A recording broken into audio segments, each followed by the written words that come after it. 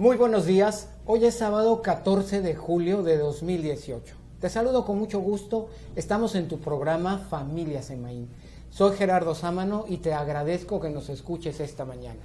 Te invito a llamar por teléfono al 217-1039 para que hagas preguntas durante el programa.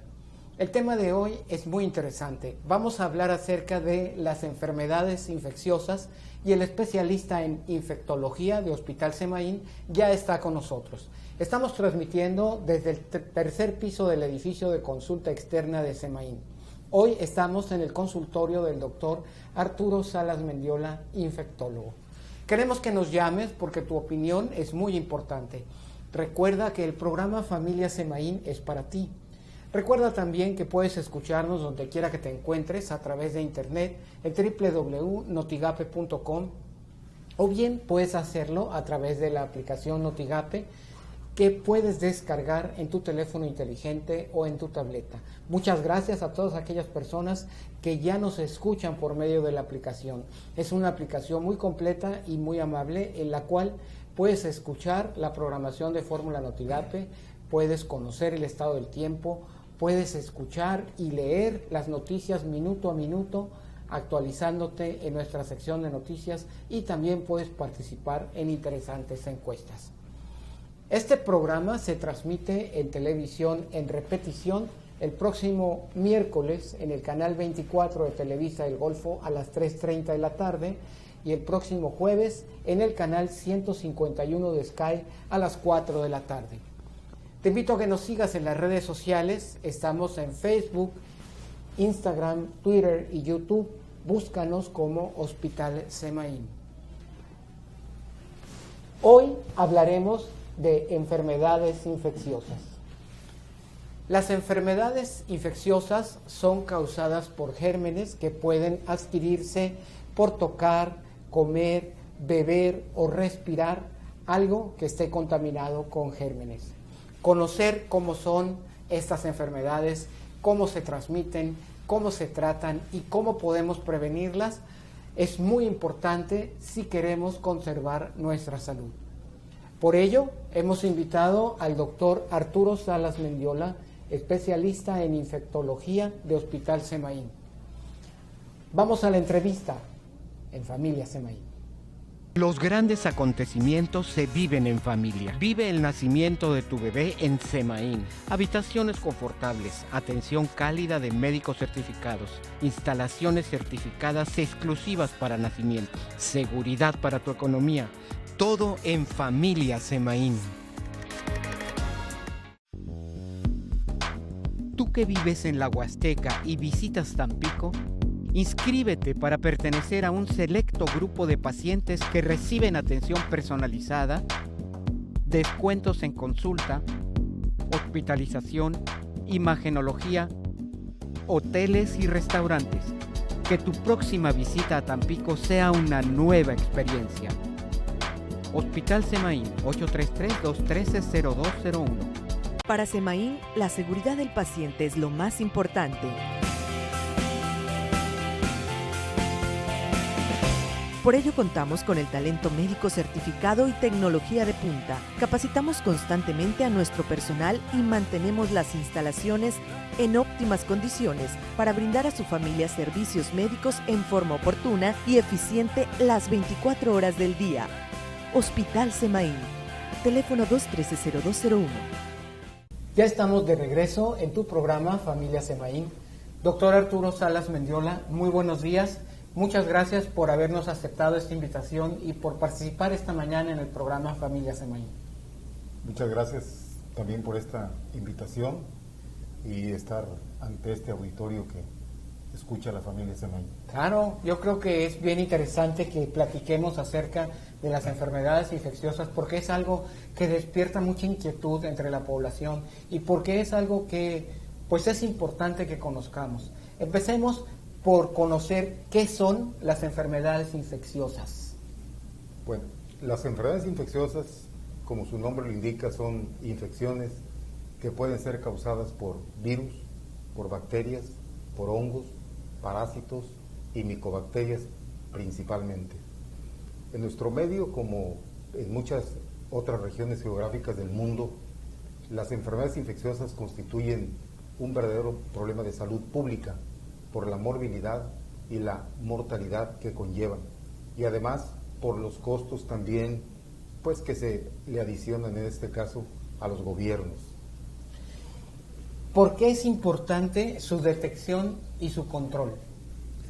Es importante la detección por lo que acabo de mencionar, por la morbilidad que provocan y en muchas ocasiones también por la mortalidad. ¿Cómo podríamos definir esa morbilidad? ¿A qué se refiere cuando usa esa palabra? Morbilidad se refiere al provocar enfermedad. O sea, no todas las infecciones provocan enfermedades. Hay infecciones, hay microorganismos que pueden ser virus, parásitos, hongos, bacterias y micobacterias que así como entran no provocan enfermedad, solamente provocan infección. Entonces la morbilidad se refiere más bien al espectro que abarca ya una serie de síntomas, de signos y síntomas, es decir, propios ya de una enfermedad infecciosa. Muy bien, entonces es importante controlarlas, es importante detectarlas a tiempo y, bueno, conocer cuáles son esas enfermedades. Las más comunes en nuestra región, ¿cuáles son? Nuestra región es un lugar endémico para muchas de ellas. Hemos ya vivido en el pasado brotes epidémicos de cólera. Es un lugar endémico el sur de Tamaulipas para el dengue, para el zika, para chikungunya también. Dengue, zika y chikungunya. Tenemos otra serie y la lista realmente es interminable. Tenemos tuberculosis pulmonar, tuberculosis extrapulmonar, otras infecciones que se denominan zoonosis, es decir, que son infecciones de los animales que accidentalmente se provocan, se transmiten al humano. Y de esas podemos hablar de la brucelosis. El sur de Tamaulipas es un lugar endémico para brucelosis. Está la rickettsiosis, está la leptospirosis, y créanme que la lista es enorme acerca de estas enfermedades infecciosas que son endémicas en nuestra región. Si habláramos algunas, como por ejemplo, que llaman mucho la atención a las personas, el virus de inmunodeficiencia humana, el VIH y el SIDA. ¿Qué es el virus de inmunodeficiencia humana y qué es el SIDA? Bueno, el virus de la inmunodeficiencia humana es el agente etiológico del síndrome de la inmunodeficiencia adquirida. Realmente son dos agentes etiológicos, el VIH-1 y el VIH-2. En el continente americano la prevalencia es para VIH-1. El VIH-2 realmente queda circunscrito a lo que es África subsahariana. Y dentro del continente americano, bueno, pues en México tenemos principalmente el VIH-1. VIH-2 causa una enfermedad completamente indistinguible, ¿verdad?, del VIH-1, o sea, no se pueden distinguir una de otra. Y cuando una persona contrae o tiene ya un síndrome, el síndrome que se conoce como SIDA, ¿cuáles son los síntomas? ¿Cuáles son las manifestaciones? ¿Cómo lo puede contraer esa persona? Bueno, el paciente se pone en contacto con un enfermo, se infecta. De ahí viene algo que se llama periodo de incubación serológico, es decir, el tiempo que transcurre del momento de la exposición a el momento en que nosotros o nuestro organismo forma anticuerpos. Posteriormente pudieran aparecer o no los síntomas. Hay una clasificación por ahí de CDC que data de 1996 y que se me hace bastante didáctica, en donde ponen a la enfermedad como categoría clínica A, categoría clínica B y categoría clínica C. La categoría clínica A se refiere a aquellos pacientes que, vamos a decir, que están asintomáticos o que debutan con un síndrome semejante a la mononucleosis infecciosa. Esto quiere decir la presencia de fiebre, ganglios inflamados, hígado, vaso inflamado y algún exantema o ronchitas en la piel. De esto habitualmente el paciente se recupera sin tratamiento. A veces el diagnóstico pasa desapercibido se confunde con alguna otra enfermedad infecciosa de etiología viral. De ahí puede venir un periodo de latencia clínica, que es muy variable también. Puede durar 5 años, 10 años, 15 años, o sea, es muy variable. Depende de cada caso en particular. Conforme pasa el tiempo, puede resurgir esa replicación viral y los CD4, que son las defensas, bajan y entonces hacen su aparición las infecciones y neoplasias oportunistas. La lista de infecciones y neoplasias oportunistas realmente es muy grande.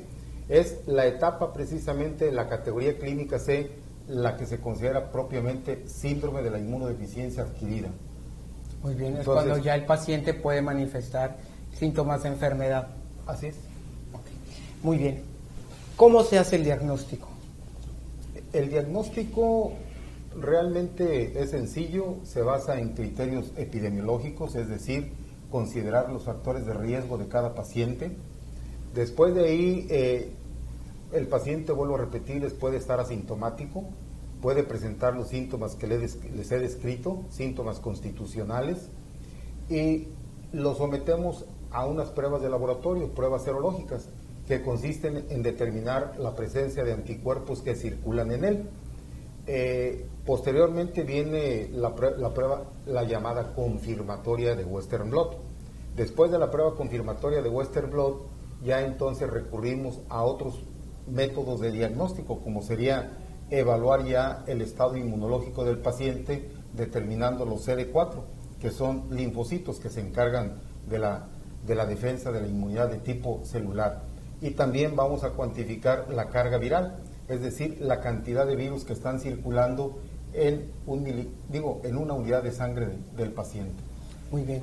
Y en estos casos en que ya está diagnosticado, que ya se tiene la presencia del síndrome, ¿cuál es el tratamiento? Actualmente ya se acepta que en cuanto se establezca el diagnóstico, el paciente debe de recibir tratamiento antirretroviral, precisamente para no esperar a que ocurra un deterioro inmunológico en el paciente.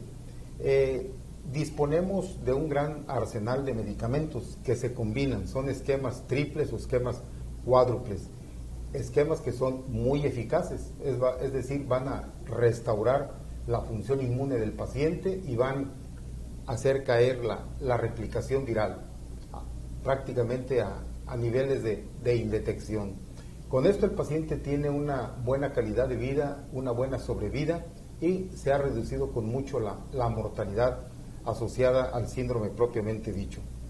En cuanto a los tratamientos, hay diferentes familias, hay fármacos que impiden que el virus se fije a los linfocitos, que son la célula blanco, hay fármacos que impiden, ¿verdad?, la acción de una enzima que se llama transcriptasa reversa, hay fármacos que impiden que el virus se integre al genoma del linfocito, y hay también fármacos que impiden la liberación de estos virus. Los nombres propios son enormes, los que más utilizamos en la práctica. Uno de los esquemas preferidos son el tenofovir combinado con emtricitabine. A este se le agrega un tercero, que es un inhibidor de integrasas. En un segundo esquema se utiliza el tenofovir emtricitabine, al que se le agrega un inhibidor de proteasa reforzado con ritonavir, y en tercer plano queda ya la combinación de tenofovir emtricitabine con un análogo no nucleócido, que puede ser el efavirenz. ¿Este tipo de tratamientos se tienen que llevar durante toda la vida del paciente o es por un tiempo determinado? Pues el término de para toda la vida o de por vida, pues realmente no nos agrada mucho, pero por lo pronto de manera indefinida. Hay pacientes que con un solo esquema se han mantenido perfectamente bien, con una inmunidad normal, con una carga viral indetectable, con el mismo esquema 5 años, 10 años, 15 años. Actualmente tenemos pacientes ya con una longevidad que rebasa los 30 años. Hay pacientes longevos ya de 32, 33 años que ya ¿Cómo estos se tratamientos puede prevenir antirretrovirales. esta enfermedad?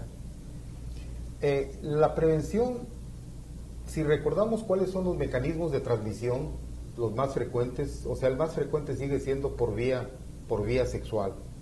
Entonces, hay riesgo tanto para el heterosexual, hay riesgo también para el que tiene sexo también con otro hombre, con otros hombres, y otro de los mecanismos es precisamente el vertical, es decir, de la madre al producto de la concepción. Esta transmisión puede ocurrir in útero cuando el producto de la concepción o el bebé pasa a través del canal del parto o cuando es alimentado al seno materno. Inducido por transfusiones. Desde que se implementaron las pruebas de tamizaje en los bancos de sangre por norma oficial, los casos ya se han reducido drásticamente. Entonces, las medidas de prevención tendrán que ir encaminadas precisamente hacia la protección, ¿verdad? Protección. Las recomendaciones son una pareja estable, el sexo en este caso protegido, las transfusiones de sangre y productos derivados de la sangre seguros, es decir, evaluados para estas pruebas. En el caso de los drogadictos, por ejemplo, endovenosos, el evitar o educarlos a que no compartan jeringas, pues evitar hasta donde se pueda los tatuajes, los piercing, la acupuntura, o sea, todos esos son factores de riesgo muy importantes desde el punto de vista epidemiológico. Pues estamos platicando con el doctor Arturo Salas Mendiola, especialista en infectología de Hospital Semaín en relación a las enfermedades infecciosas. Vamos a una breve pausa comercial y regresamos con más en tu programa Familia Semaín. Los grandes acontecimientos se viven en familia. Vive el nacimiento de tu bebé en Semaín. Habitaciones confortables, atención cálida de médicos certificados, instalaciones certificadas exclusivas para nacimientos, seguridad para tu economía. Todo en Familia Semaín.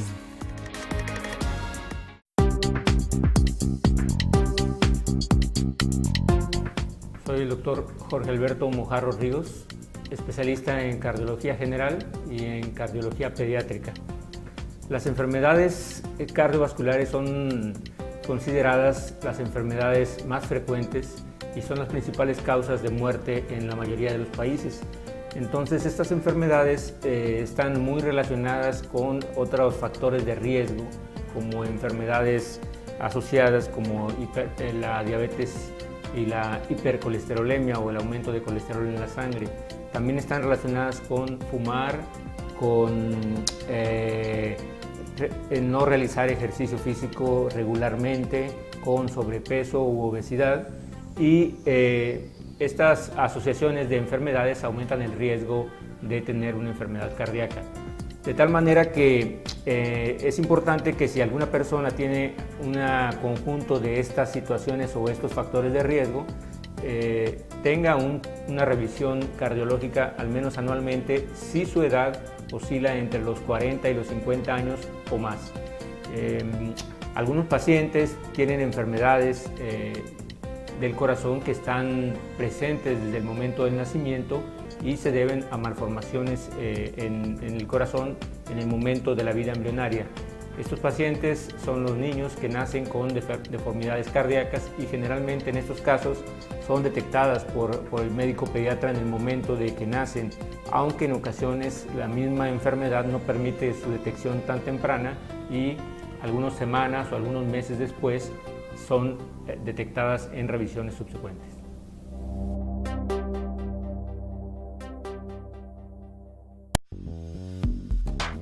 Tú que vives en la Huasteca y visitas Tampico, inscríbete para pertenecer a un selecto grupo de pacientes que reciben atención personalizada, descuentos en consulta, hospitalización, imagenología, hoteles y restaurantes.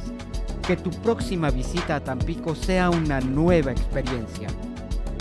Hospital Semaín, 833-213-0201. Para Semaín, la seguridad del paciente es lo más importante.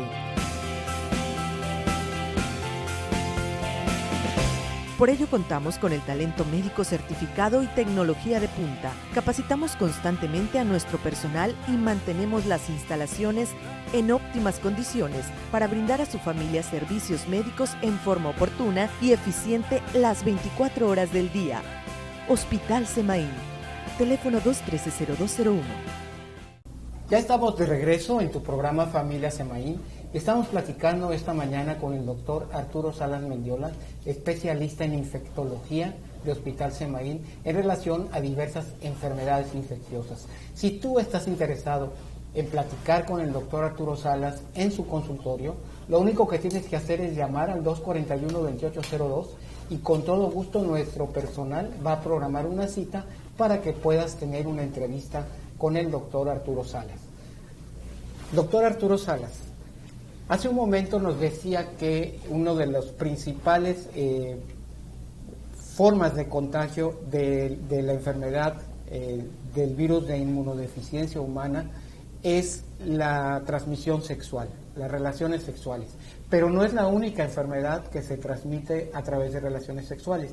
¿Cuáles son las otras enfermedades infecciosas que se pueden contraer por vía sexual? Hay infecciones por clamidias, las infecciones por herpes simplex tipo 1, tipo 2, infecciones causadas por Neisseria gonorrhoeae, el VIH que hemos mencionado, la sífilis también, tricomoniasis y, por ejemplo, la hepatitis B también es de transmisión sexual, la hepatitis C también es de transmisión sexual, pero las que propiamente se consideran enfermedades de transmisión sexual porque las manifestaciones son en los genitales son la lista que ya hemos mencionado. Por ejemplo, las clamidias, cualquiera de estas infecciones que hemos mencionado se puede manifestar a través de ardor en la uretra, tanto en el hombre como en la mujer, a través de un flujo vaginal o a través de un flujo a través de la uretra también. Puede haber presencia de úlceras en los genitales, la inflamación de los ganglios en las regiones inguinales, en el caso de la sífilis, el chancro sifilítico, que es una úlcera, ¿verdad? Todas estas son manifestaciones propias de las enfermedades de transmisión sexual. Y las otras enfermedades, como el VIH, pues tienen otras manifestaciones, vamos a decir, sistémicas. La hepatitis B y hepatitis C son también de transmisión sexual, pero no causan manifestaciones en los genitales, más bien son manifestaciones hepáticas y extrahepáticas, y no dejan de ser enfermedades muy importantes. Por ejemplo, la hepatitis B y la hepatitis C son causa frecuente de cirrosis hepática, y con el paso del tiempo también el paciente puede desarrollar un hepatocarcinoma. Muy bien. ¿Qué es o cuál es la recomendación del doctor Salas como infectólogo para poder llegar a tener una prevención adecuada en las enfermedades de transmisión sexual? Pues aquí principalmente es el uso correcto de los preservativos de látex, que reducen enormemente, aunque no eliminan el riesgo de adquirir o contagiarse de estas enfermedades de transmisión sexual. La forma más confiable, ¿verdad?, sería, para evitar estas infecciones, no tener sexo anal, vaginal, oral, sin protección. Lo más importante es tener protección siempre que se tienen relaciones sexuales. Y por otro lado, los esquemas de tratamiento actuales. Hay tratamientos efectivos para la mayoría de este tipo de infecciones que hemos mencionado. Para las clamidias existe un antibiótico, para esto tendrán que consultar con su médico porque la automedicación pues no sería recomendable, pero son tratamientos efectivos que sí logran erradicar a las clamidias. En el caso del herpes genital también hay antivirales efectivos, como sería el que casi todo mundo conoce, la Ciclovir. Una de las características de esta enfermedad es la recurrencia, o sea, realmente esta es una enfermedad incurable, porque herpes simplex tipo 1, herpes simplex tipo 2 tiene la capacidad de vivir con nosotros a nivel de los ganglios sensoriales. De ahí que los herpes genitales pueden ser recurrentes, como los herpes que se localizan en otras regiones anatómicas. En el caso de la gonorrea también existe un tratamiento específico muy efectivo, y del VIH ya platicamos. La sífilis realmente es muy sencilla de curar. Lo más importante es la detección temprana. Nada más sí hay que recordar que la sífilis sí pasa por diferentes etapas clínicas. Hablamos de la sífilis temprana, de la sífilis secundaria y de la sífilis terciaria. Afortunadamente la mayor parte de los casos los diagnosticamos de manera temprana, de tal manera que el tratamiento es efectivo, y el tratamiento seguirá siendo la penicilina benzatínica. Las tricomonas también se tratan fácilmente con metronidazol, y se me olvidó mencionarle la infección por el virus del papiloma humano, ¿sí? Es importante también. Importantísimo, ¿sí? Estas infecciones del virus del papiloma humano, algunas se relacionan con las verrugas genitales, y otras que tienen más importancia desde el punto de vista epidemiológico son aquellas que se relacionan con el cáncer cervicuterino en la mujer. Muy bien. Hemos platicado ya en otras ocasiones del virus del papiloma humano, porque en algunas ocasiones hemos invitado ginecólogos para que nos platiquen acerca de este tema. Sin embargo, bueno, es importante siempre recordarlo. Finalmente, en relación a estas enfermedades de transmisión sexual, pues es importante recordarle a todo nuestro auditorio que ante cualquier manifestación de síntoma, cualquier molestia que tengan en el área genital, pues deben acudir con el médico, claro, porque la mejor manera de hacer un diagnóstico a tiempo es acudiendo al médico. Claro. ¿Verdad? Entonces, vamos a dejar por un lado las enfermedades de transmisión sexual y empecemos a hablar de otras enfermedades que son importantes también y que mencionó al inicio de esta charla, doctor, como por ejemplo el dengue. ¿Qué es el dengue? El dengue es una infección de etiología viral, es una enfermedad febril aguda causada por los serotipos dengue 1, dengue 2, dengue 3 y dengue 4. Los 4 serotipos causan una enfermedad así indistinguible. El espectro clínico del dengue va desde las formas asintomáticas al llamado dengue clásico con manifestaciones hemorrágicas menores, el dengue hemorrágico propiamente y el síndrome del choque por dengue, que es el más grave y que puede incluso resultar ser mortal. ¿Cómo se puede transmitir esta enfermedad? Aquí voy a aprovechar el momento para decir que tanto dengue, zika y chikungunya tienen características comunes. Por ejemplo, el vector es el mosquito llamado Aedes aegypti. Lo que varía es el virus del dengue, el virus del zika y el virus del chikungunya. La susceptibilidad es prácticamente universal, aunque sí se mencionan factores inherentes a la cepa del virus, factores inherentes también a la susceptibilidad de cada uno de los huéspedes, del huésped. Es decir, el mosquito nos transmite esta enfermedad. ¿Y el mosquito dónde lo obtiene? De otro enfermo. De otro enfermo. O sea, realmente el mosquito va y entra en contacto con la sangre de un enfermo y sigue su camino, se encuentra con una persona sana, entra en contacto con su sangre y ahí es donde lo contagia. Y lo infecta, sí. Muy bien. Y por eso hablamos de un vector. Este es un vector, eso es lo que significa un vector. ¿Cuál es el tratamiento para el dengue? El tratamiento del dengue es un tratamiento sintomático, es un tratamiento de soporte.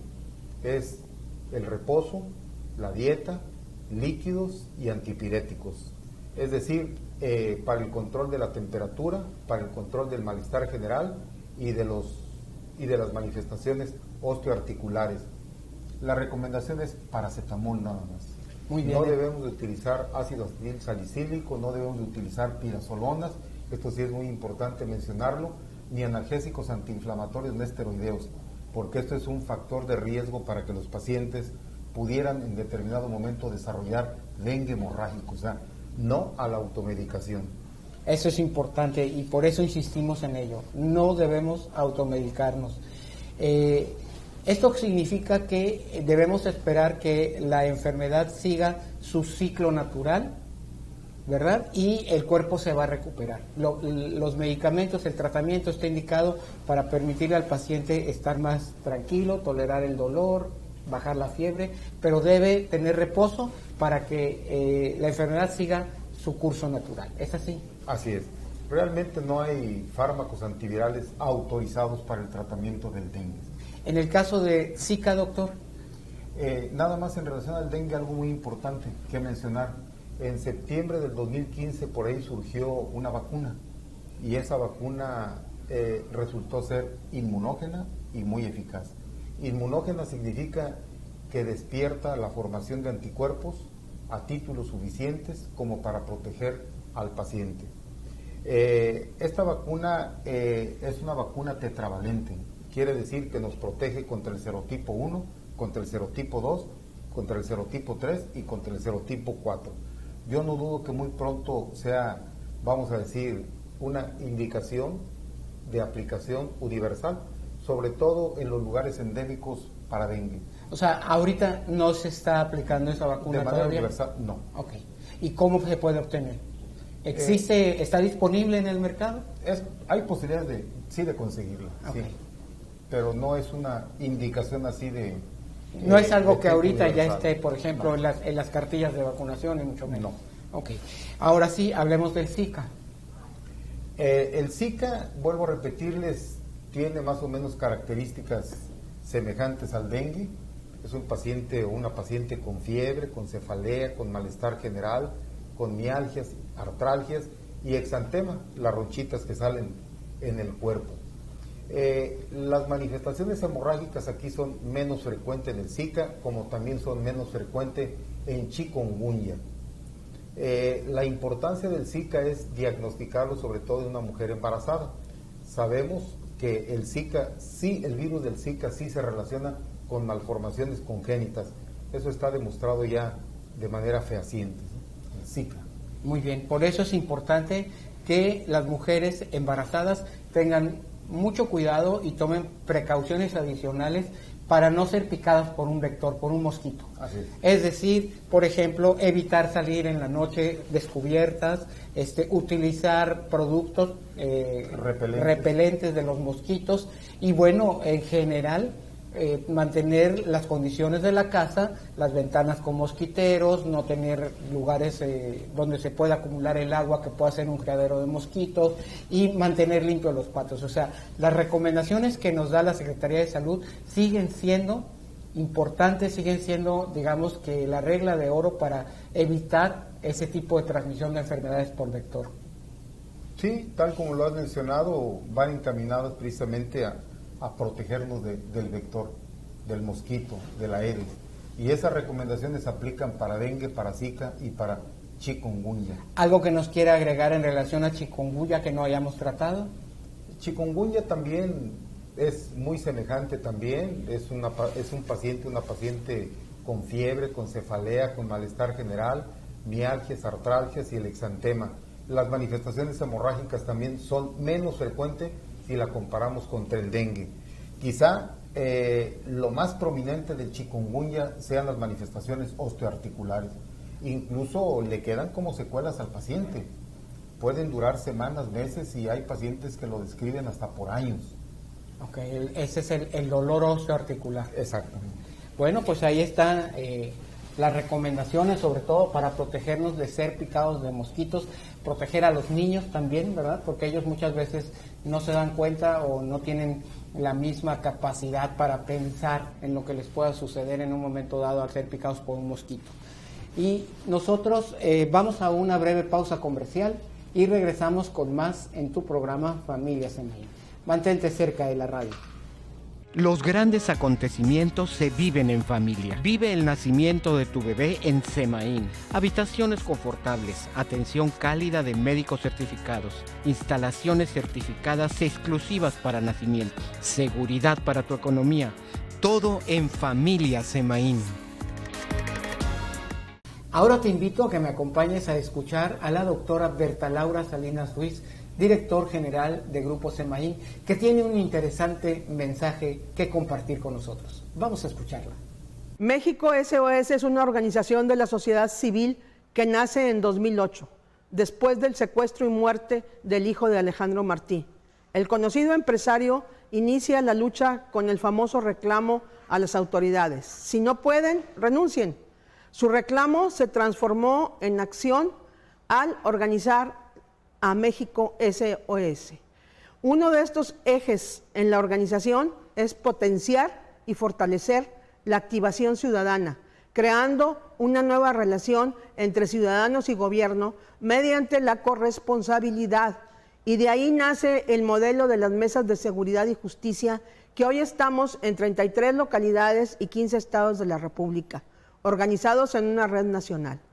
La crítica situación de nuestro país en materia de seguridad y justicia, después de esfuerzos infructuosos de 2 gobiernos federales, motivaron a la Fundación México SOS a convocar a un grupo de especialistas y académicos que en 1 año y medio en la materia que nos ocupa propusieron el rediseño de los modelos existentes con el cambio de políticas públicas.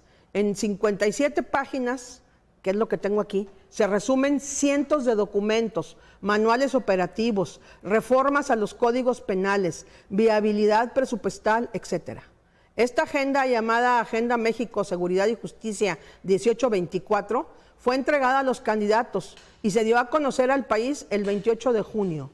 Confiamos que el gobierno federal electo la analice. Es un documento vivo, perfectible, y la Red Nacional de Mesas de Seguridad estaría impulsando a lo largo y ancho de nuestro México esta Agenda México, Seguridad y Justicia, para lograr que el proyecto se convierta en la guía para recorrer un camino todos juntos en un modelo moderno que pueda medirse en sus alcances, que apoye a lo que está funcionando y cambie lo que ha sido un total fracaso, y que nos reconcilie como un país que encuentra el Estado de Derecho y la paz social.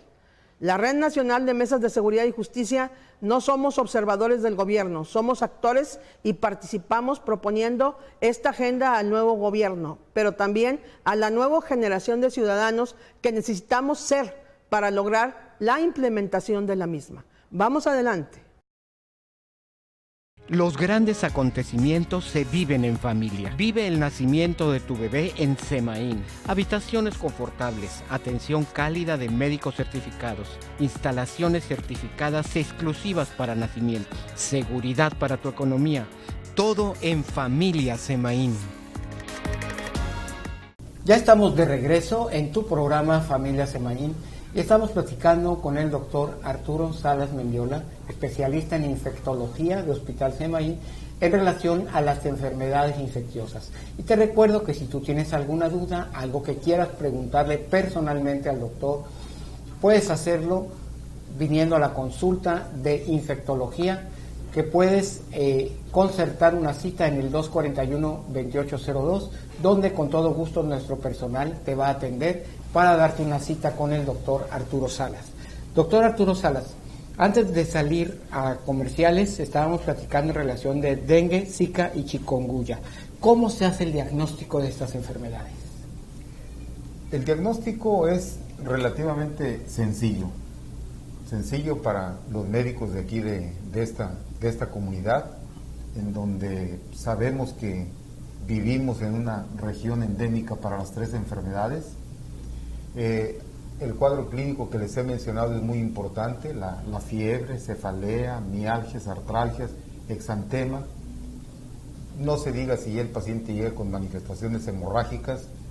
Los estudios son estudios serológicos, es decir, determinar la presencia de anticuerpos que están circulando en este paciente, y le pedimos de manera simultánea serología o determinación de anticuerpos contra dengue, contra zika y contra chikungunya. Ahí hay anticuerpos que nosotros los vamos a diferenciar como IgM o IgG. Los IgM son los que nos hablan de la fase aguda y los IgG son los que nos hablan de la etapa de convalecencia. Pero el diagnóstico serológico se puede sustentar de esa manera y es relativamente sencillo. Aquí nuestros laboratorios de la comunidad, todos, prácticamente todos, tienen montadas esas técnicas. Muy bien. Hablemos ahora de otra enfermedad que es la influenza. ¿Qué es la influenza? La influenza también es una enfermedad infecciosa de etiología viral. Los agentes etiológicos más frecuentes son el virus de la influenza A, el B y menos frecuentemente el C. Existen varios serotipos de A, como existen varios serotipos también de B. Aquí estamos, ahora sí que nos hemos salido del patrón. La temporada de la influenza inicia con el mes de octubre y los últimos casos se registran o se deben de registrar a principios de mayo todavía. Entonces llevamos ya junio y julio y todavía registramos por ahí algunos casos aislados de influenza, cuando la próxima temporada está por llegar, que es en el mes de octubre. Entonces, estamos hablando de que a pesar del calorón que estamos sintiendo, ahorita estamos en riesgo también de contraer influenza. Sí. ¿Cómo se transmite la influenza? La influenza se transmite por vía respiratoria. O sea, inhalamos aquellas gotitas de flush que el paciente expulsa al toser, estornudar, incluso al hablar. Entonces, la susceptibilidad también es prácticamente pues universal. Todos somos susceptibles, ¿sí? Entonces, si estamos en un contacto así muy estrecho con un paciente con influenza, el riesgo es muy elevado. ¿Cómo se puede prevenir? Se puede prevenir de una manera muy eficaz. Para todas las infecciones, para todas las enfermedades infecciosas, la recomendación número 1, recomendación universal, es el lavado de manos. En este caso, bueno, un paciente que tiene síntomas catarrales es un paciente que potencialmente va a contagiar a todos los demás. Entonces, lo vamos a prevenir principalmente a través de la vacunación. Aquí sí la vacunación es de tipo universal, prácticamente no hay contraindicaciones para la misma. Debemos de aplicarnos la vacuna con cada temporada. Estas vacunas son trivalentes, son tetravalentes, es decir, nos protegen contra los 3 o 4 serotipos prevalentes para esta temporada de influenza. Y esa vacuna sí sufre algunas modificaciones para la próxima temporada. Entonces aquí la recomendación es la vacunación de tipo universal. Muy bien, pues es importante entonces que todos llevemos a cabo el esquema de vacunación como corresponde en la temporada. Y hay otra enfermedad que preocupa mucho a la mayoría de las personas y que es la neumonía. ¿Cómo se presenta la neumonía? Hay neumonías, bueno, la que nos interesa en este momento es la neumonía adquirida en la comunidad. Estas neumonías también son causadas por virus, por bacterias, por hongos, incluso por parásitos en pacientes inmunocomprometidos. El mecanismo de transmisión es también por inhalación, de lo más frecuente. Sin embargo, aunque hablemos de neumonías adquiridas en la comunidad, a veces el mecanismo de transmisión puede ser por aspiración de secreciones bucofaríngeas, sobre todo en pacientes neurológicos, en pacientes que tienen secuelas neurológicas, pacientes con epilepsia, en donde ellos sí sufren aspiración de secreciones bucofaríngeas. El cuadro clínico de estas neumonías, lo más característico, lo más común es la fiebre, la tos, expectoración, dolor torácico y puede haber disnea, es decir, dificultad respiratoria. Son las manifestaciones más frecuentes, aunque también puede haber manifestaciones extrapulmonares en este tipo de neumonías. ¿Cómo se hace el diagnóstico de neumonía? Con el cuadro clínico que hemos mencionado, lo sospechamos, le hacemos una radiografía torácica al paciente y observamos infiltrados pulmonares. Si hablamos de neumonías adquiridas en la comunidad, decidimos iniciar el tratamiento empírico, pero en base a los conocimientos que tenemos acerca de cuáles son los patógenos más frecuentes. Y sabemos que los patógenos más frecuentes son el neumococo y las bacterias atípicas. Dentro de las bacterias atípicas está por ahí una que se llama Legionella, clamidia y micoplasma. Entonces, lo hacemos de esa manera, bajo ese conocimiento, pero pudiéramos tomar una muestra de expectoración, aunque la muestra de expectoración no siempre es representativa del tracto respiratorio inferior, porque estamos hablando de una neumonía, o sea que se localiza en el tracto respiratorio inferior. A esa muestra de expectoración le vamos a pedir tinciones y le vamos a pedir cultivos. Si sospechamos de una tuberculosis porque la neumonía está de localización apical, entonces vamos a pedir una tinción especial, que es la tinción de Ziel-Nielsen, para buscar bacilos ácido alcohol resistentes. Hablamos de las neumonías adquiridas en la comunidad, o sea, neumonías en las que habitualmente vamos a manejar al paciente de manera ambulatoria. Aquellos pacientes que tienen una neumonía ya que reúnen criterios de gravedad, ya serán pacientes que son hospitalizados, y entonces sí podemos recurrir a otros métodos de diagnóstico, como hacerles una broncoscopía, es decir, meterles un tubito por la tráquea, hacerles un cepillado, tomar una muestra y esa muestra mandarlo a los estudios microbiológicos correspondientes. Pero hablamos ya de pacientes que tienen criterios de gravedad, que son hospitalizados. Y en el caso de las neumonías, ¿cuáles son los factores de riesgo? Hay factores de riesgo, sí. La obesidad, la diabetes mellitus, el alcoholismo crónico, la cirrosis hepática y otras enfermedades debilitantes, por ejemplo, neoplasias hemato-oncológicas. O a veces hay pacientes que tienen enfermedades autoinmunes que están recibiendo esteroides o que están recibiendo otro tipo de medicamentos inmunosupresores, es decir, que deprimen la inmunidad tanto celular como humoral. Y todos esos son factores de riesgo para neumonías. Pues cualquier paciente que esté inmunodeprimido está en riesgo de contraer una neumonía. De mayor riesgo. Mayor riesgo. Hablemos ahora un poco acerca de la hepatitis o de las hepatitis, ¿no? Porque son varias las que pueden haber. Ya hace un momento usted nos platicó que pueden contraerse también por vía sexual, pero ¿qué más nos puede decir acerca de la hepatitis? Bueno, hepatitis significa inflamación de la glándula hepática, o sea, es un hígado inflamado. Y esa inflamación la podemos detectar a veces por la simple exploración clínica, ¿sí? La exploración física, del abdomen. Podemos recurrir también a un ultrasonido para demostrar ese agrandamiento de la glándula hepática, y algo muy importante, los exámenes de laboratorio, que son sencillos, son ordinarios, las llamadas transaminasas.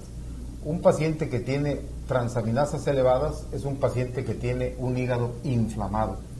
De las transaminasas hay una que es específica del hígado, del hepatocito, y es la transaminasa glutámico pirúvica. Ya una vez que tenemos, vamos a decir, ese diagnóstico nosológico de hepatitis, ahora sí vamos a buscar la etiología.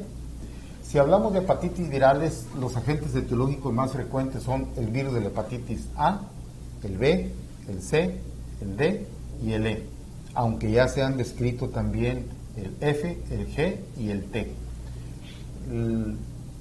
Si me preguntan por frecuencia, la más frecuente sigue siendo la hepatitis A, sobre todo en los niños.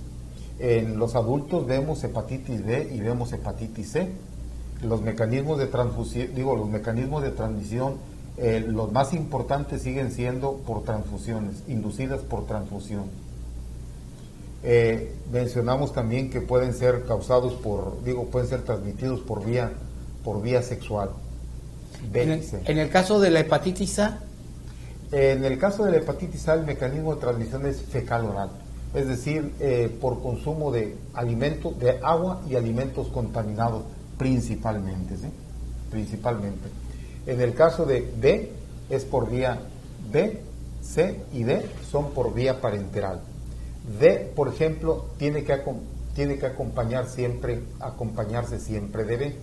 El virus de la hepatitis D es un virus incompleto, es un virus defectuoso que necesita la presencia de B para poder infectar y para poder causar enfermedad.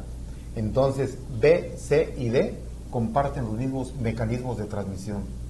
¿El tratamiento, doctor? Hay tratamientos en la actualidad. En el caso del virus de la hepatitis C, hasta hace poco tiempo teníamos por ahí fármacos, uno de ellos llamado interferón, que se combinaba con ribavirina y luego con un tercer medicamento.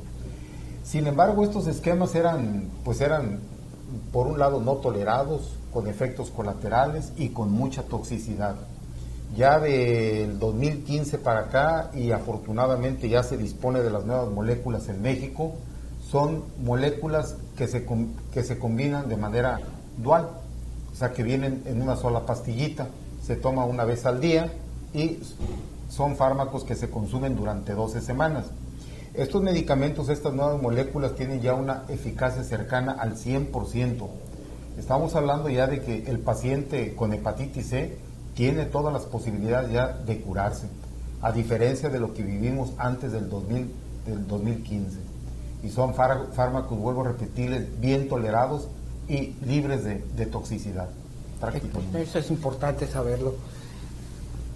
Finalmente, doctor, hablemos acerca de la varicela del adulto y el herpes zóster. ¿Qué es la varicela del adulto? La varicela del adulto es la misma varicela del niño. O sea, es el virus BZ que la causa. Es más frecuente la varicela, como todas las enfermedades exantemáticas, es más frecuente en los niños. Sin embargo, si no te dio varicela durante la infancia, te puede dar en la etapa adulta, ¿eh? Ahora, aquel niño que tuvo varicela en la etapa adulta puede tener un herpes zóster. Entonces, el virus de la varicela, que es el virus BZ, tiene también la capacidad de vivir con nosotros a nivel de ganglios sensoriales. Ahí vive latente con nosotros.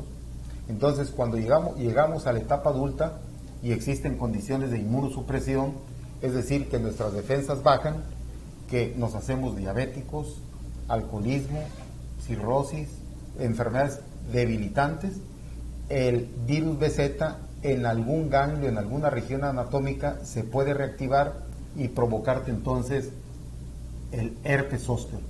El herpes zóster no es otra cosa más que la varicela en una región anatómica nada más, pero es exactamente el mismo virus que te causó la varicela en la infancia.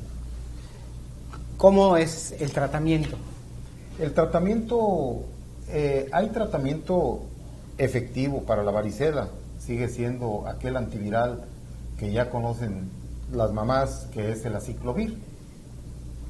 Es eficaz. Muy bien. ¿Y la manera de prevenirla?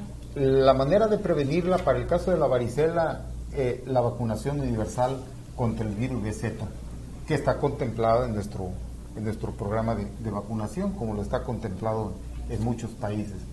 Y para el caso del herpes zóster, sí es muy importante. Existe una vacuna también para el herpes zóster. Esa vacuna, por un lado, evita la recurrencia y por otro lado, podemos controlar mejor la neuropatía, porque la neuropatía es una secuela a veces discapacitante para muchos pacientes. Claro, claro. ¿Cuáles son las vacunas que puede aplicarse un adulto para prevenir enfermedades infecciosas? Así como los pequeños, los niños tienen su esquema de vacunación, su Cardex, ¿sí?, su carnet, en el adulto es exactamente lo mismo. Los adultos debemos de estar vacunados, o sea, todos, o sea, todos los grupos de edades, y hablo de adultos a partir de los 19 años de edad, contra influenza. Esa es una dosis cada año, cada temporada. Debemos de tener también la de tétanos, difteria. Debemos de tener la de la varicela. Estas 3 vacunas son para todas las edades. La vacuna antimeningocócica, esta pudiera ser para todos también. Así lo marca CDC, por ahí un departamento de ACIP que se dedica precisamente a todo lo relacionado con las vacunas. Las vacunas contra la hepatitis A, contra la hepatitis B y contra Haemophilus influenza también pueden ser para todas las edades. la vacuna contra el VPH, muy importante desde el punto de vista epidemiológico, para las mujeres hasta los 26 años de edad y para los varones hasta los 21 años de edad. Recuerden que VPH se relaciona a algunos serotipos con verrugas y en el caso de la mujer algunos serotipos con el cáncer cervicuterino. Para el herpes zóster ya lo hemos mencionado, una vacuna muy eficaz en cuanto a evitar la recurrencia y un mejor control de la neuropatía. Aquí la recomendación es en mayores de 50 años. La MMR, que es sarampión, paperas y rubiola, hasta los 64 años de edad. Sobre todo si nacimos antes o a partir de 1957, ¿sí? Y finalmente la vacuna antineumocóxica. La recomendación es en mayores de 65 años de edad y dependiendo también si hay factores de riesgo puede ser a otras edades, como por ejemplo un paciente que ha perdido su vaso, o sea, que tiene ya una inmunidad de tipo humoral deprimida, ¿sí? O sea, con mayor riesgo a desarrollar una neumonía por neumococo. Pues yo le agradezco mucho al doctor Arturo Salas Mendiola que nos haya dedicado su tiempo esta mañana. Doctor Arturo Salas, muchas gracias por compartir con nosotros esta información que yo estoy seguro es de gran utilidad para todo nuestro auditorio, todas las personas que nos escuchan a través de la radio y las personas que nos ven a través de la televisión. Estoy seguro que esta información sobre enfermedades infecciosas pues nos va a poner a pensar un poco en que debemos hacer todo lo que está en nuestras manos para prevenirlas, ¿verdad? Toda la aplicación de esquemas de vacunación que debemos hacernos cuando niños y que debemos hacernos cuando adultos, pues sigue siendo una herramienta importantísima en la prevención de las enfermedades infecciosas. Y bueno, acciones tan sencillas pero tan importantes como el lavado de manos, ¿verdad? Y el permanecer en casa cuando estamos enfermos con una enfermedad viral, pues son también conductas que debemos hacer propias en todos nosotros.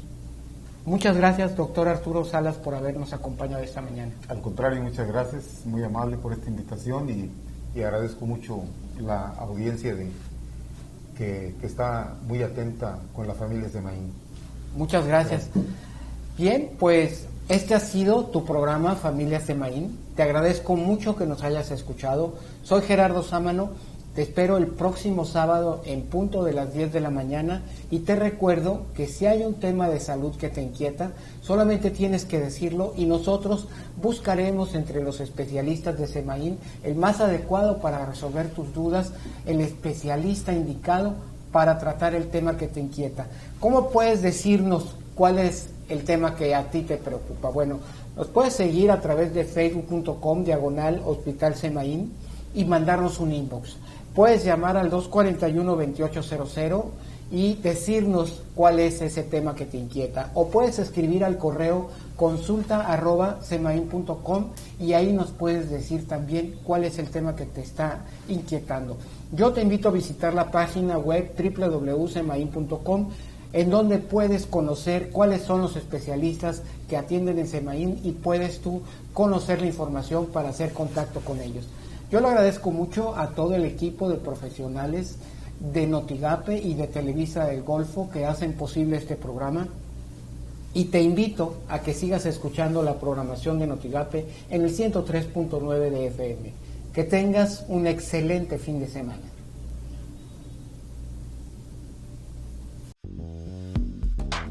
Tú que vives en la Huasteca y visitas Tampico, inscríbete para pertenecer a un selecto grupo de pacientes que reciben atención personalizada, descuentos en consulta, hospitalización, imagenología, hoteles y restaurantes.